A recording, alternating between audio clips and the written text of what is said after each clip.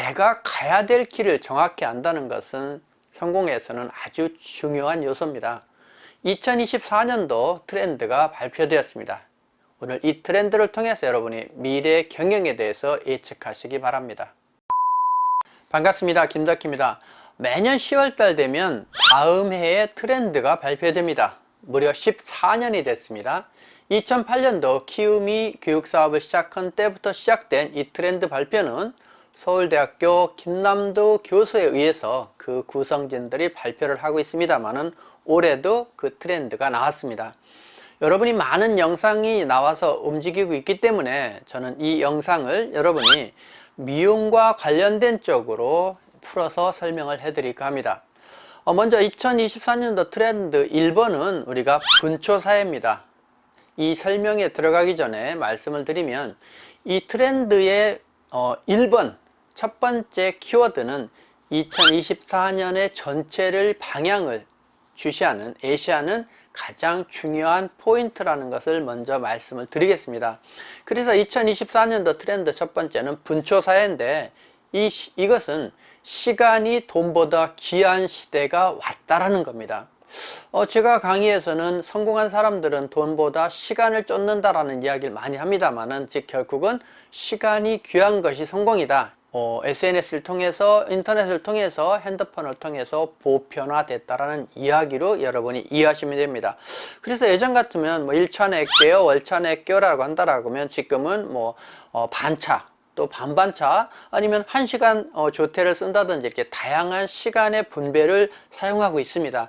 특히 여러분은 어떤지 모르시지만 이런 영상들을 요즘은 1배속으로 보는 사람들은 거의 없을 정도로 시간이 귀해져 있어요. 그래서 1.5배속, 2배속으로 봅니다. 또 아니면은 저희 아들도 그런 경우가 있지만 모니터를 2개를 보고 방송을 2개를 동시에 봅니다.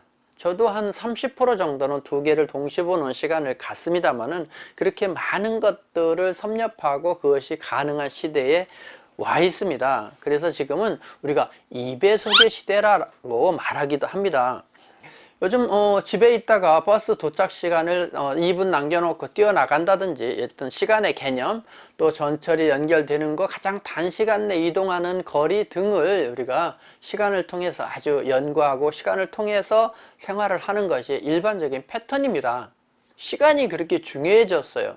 그렇다고 해서 그들이 그냥 시간만 얽매이는 것은 아니다라는 거죠. 또 왜 그들은 다섯 번째를 설명을 먼저 하면 도파민, 즉 재미를 모아요. 그렇게 해서 시간이 난 시간들을 결국 뭐냐면 재미있는 데 쓴다는 거죠. 근데 그 재미라는 것이 예전의 개념하고 다릅니다. 아니면 유튜브를 통해서 누가 알바한 얘기 아니면 누가 고기 잡아서 회 뜨는 이야기, 그러니까 아주 중요한 가치보다는 일상적인 그런 것들, 아무 생각 없이 멍하고 볼 수 있는 거, 다른 사람들의 어떤 생활을 볼 수 있는 그런 것들을 통해서 자기 삶을 즐기는 거죠. 즉 엉뚱한 걸 수 있지만 그들은 그들만의 어떤 것을 갖고 있다. 자, 그래서 그럼 다시 가서 분초사에, 그럼 미용실에서도 손님이 그동안의 어떤 부분이라고 한다라고 하면 예약을 통해서 일을 효율적으로 진행하고 손님을 기다리지 않게 하는 그런 방법이었다라고 한다라고 하면 조금 더 적극적인 개념이 들어가야 된다는 거죠. 즉 예약 손님의 시간을 철저하게 지켜준다든지 또 고객이 와서 그 예약 시간을 시술을 하더라도 이제는 조금 짧게, 여기서 조심할 것은 대충 한다라는 개념이 아니라 시간을, 필요 없는 시간을 낭비하지 않는다라는 개념을 심어줘야 된다는 거죠. 그래서 마냥 오래 시간을 끌고 기다리게 하지 말고 시간을 절약해 줘야 된다. 즉 고객 만족 요소 중에 고객이 시간을 줄여주는 요소도 이제 중요한 포인트가 미용실에서 됐다라고 여러분이 이해하시면 됩니다. 또한 미용실에 와서 간단한 쇼핑을 한다든지, 물론 헤어에 관련된 제품, 또 거기 와서 여러 가지 모니터나 컴퓨터나 도구를 제공해 줌으로써 그들이 그 기다리는 시간, 있는 시간에 효율적으로 시간을 활용할 수 있는 방법, 그런 서비스를 제공하는 것도 중요한 요소다. 즉 고객한테 시간을 절약하고 시간의 질을 높이는 시술, 그런 미용실의 방향을 여러분이 잡으셔야 된다라고 이해하시면 도움이 될 것 같습니다. 두 번째는 홈 프롬프트, 즉 질문은 인간이 한다라고 이렇게 말을 설명을 합니다만은 우리가 여러분이 작년에 올해 가장 많이 들은 것들이 AI예요. 그래서 지금은 어떻게 보면 어학이 아니라 그 어떤 매체를 통해서 번역을 하고 서로 소통하고 전 인류의 사람들이 소통할 수 있는 그런 도구들이 자꾸 개발이 되고 있습니다만은 결코 마지막에 인간이 그것들에 대해서 결정하고 그거를 선택할 건지 그것이 잘 되는지를 결정하는 것은 결코 인간이다. 그래서 우리가 인간이 기계한테 질문하고 계속 질문을 통해서 답을 얻어가는 이런 방향으로 트렌드가 잡혔다라는 부분을 이야기하고 있습니다. 그 다음에 세 번째는 육각형 인간입니다. 이걸 쉽게 이야기하면 완벽을 추구한다라는 거죠. 이 책에서는 얼굴, 외모, 학군 뭐 이렇게 여러 가지를 통해서 부모의 재산 이런 부분들이 SNS를 통해서 상향 평준화가 돼 있어요.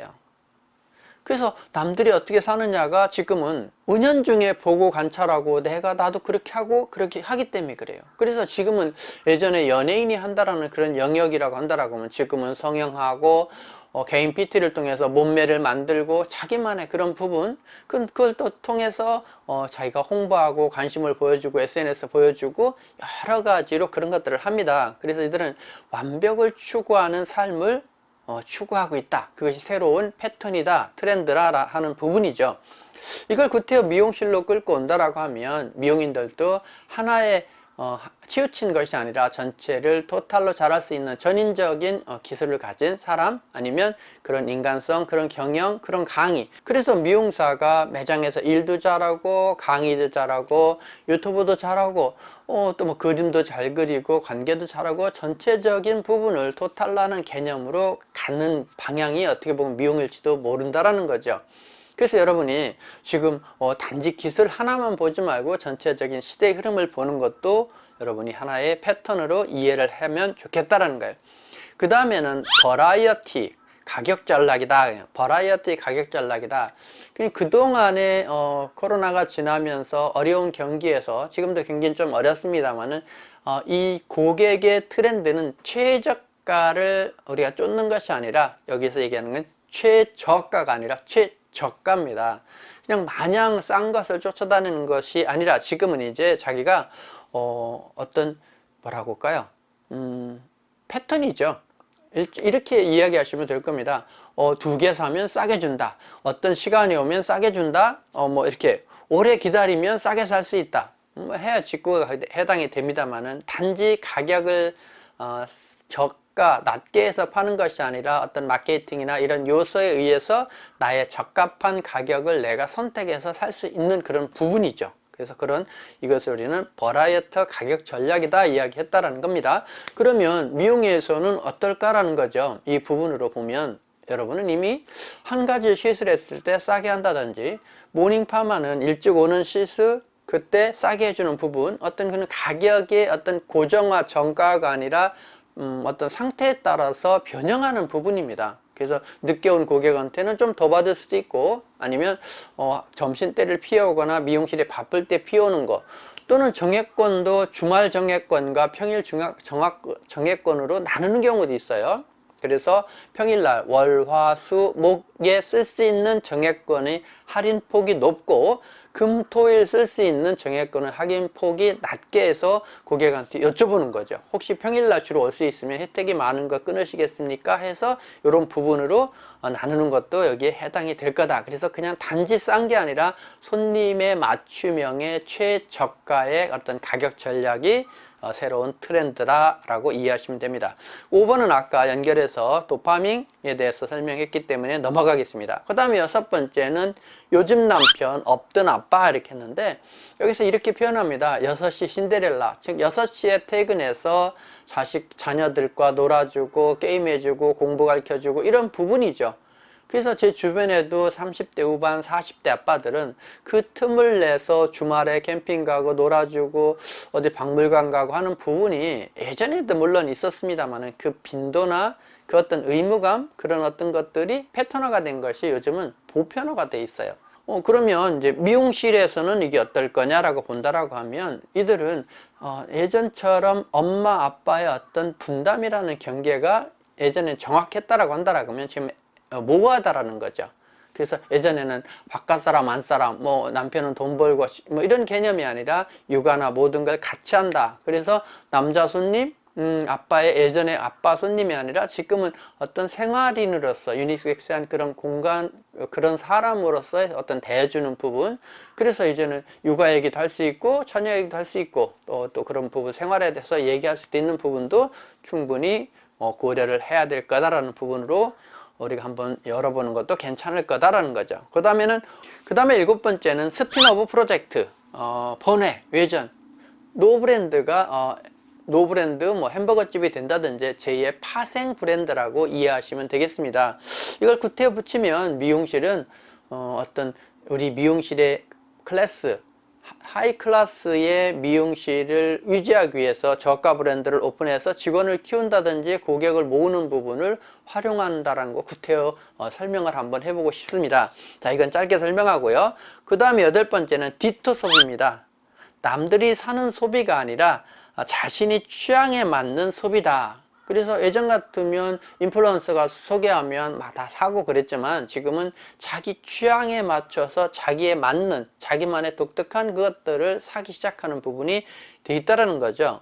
우리가 흔히 선진국은 어떤 문화가 다른 게 아니라 자기만의 독특한 자기의 취향을 선택하는 그 사람들이 넓어진다고 얘기합니다만은 지금은 디테일하게 나만을 위한 소비를 우리가 해가고 있는 시대다. 그래서 여러분이 매장에서도 미용실에 오는 고객들도 남들이 하니까 라고 하는 부분의 설명보다는 고객님한테 맞는 이런 것들이 중요하다는 것. 즉 그 스타일이나 트렌드에 대해서는 남들도 다 해요 라는 그런 설명보다 고객에 맞는 고객님한테 이런 취향 이런 스타일이 잘 어울린다라고 설명하는 쪽이 이 트렌드에서는 딱 맞아갈 거다라는 부분입니다. 그 다음에 리퀴드 폴리탄, 이거는 뭐냐면 거주지의 어떤 고정이 아니라 유연성이라고 볼 수가 있습니다. 코로나 이후에 이런 것들이 컸지만 주거라는 곳이 한 군데 집에 그냥 독단적으로 있는 것이 아니라 조금 변화를 주는 거죠. 예를 들면 여름에는 뭐 해변 주변에 가서 뭐 한 달 정도 생활하면서 원격으로 근무한다든지 윈드서핑을 탄다든지, 겨울에는 곤지암 같은데 스키장에서 한 3-4명이 방을 하나 얻어서 시즌 중에는 시즌권을 끊어서 서로가 교대로 그것을 이용한다든지 이렇게 하면서 변화를 주는 거죠.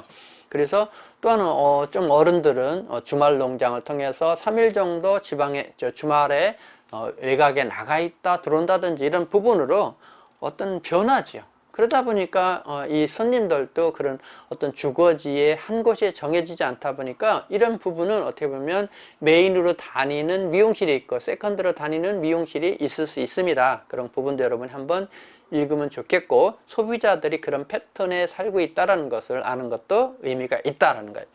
그 다음에 10번째는 돌봄 경제입니다. 돌봄 경제.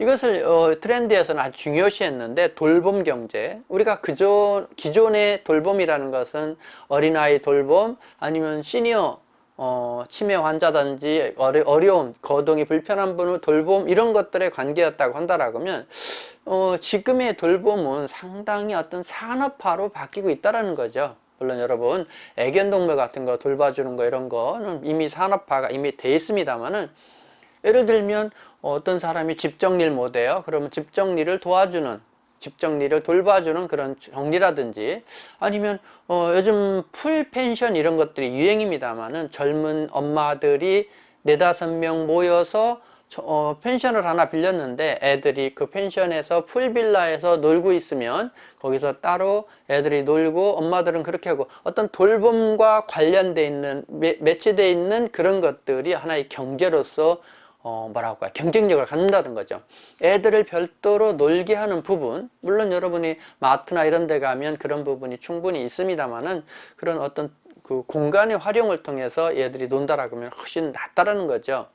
미용실이 이런 어떤 아이들이 노는 공간을 뺀다라는 건 사실 무슨 어려움이 있습니다만은, 그런 새로운 패턴, 트렌드가 이렇게 가고 있다라는 부분은 여러분이 이해하시는 게 도움이 될 듯 합니다.